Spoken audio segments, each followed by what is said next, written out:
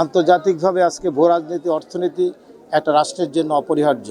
আজকে বাংলাদেশ একটা বিচ্ছিন্ন না, সারা পৃথিবী আজকে একটা গ্লোবাল দেশে পরিণত হয়েছে।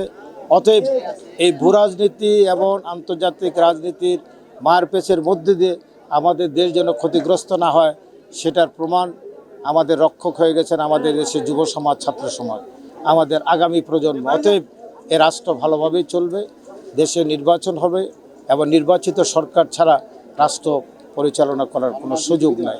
এবং ভালো রাজনীতিবিদ আসবে, ভালো দেশপ্রেমিক সৎ প্রশাসন ও কর্মকর্তা আসবে, সেনাবাহিনীতে আসবে, পুলিশে আসবে, বিচারপতিরা আসবেন, যারা অত্যন্ত দক্ষ দেশ পরিচালনা করবেন।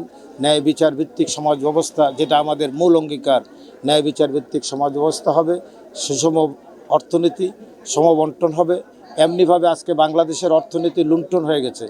মানুষ 5% লোকের কাছে, বাংলাদেশে 18 কোটি মানুষের কাছে যত সম্পদ, 5% লোকের কাছে, 5 লক্ষ মানুষের কাছে তত সম্পদ।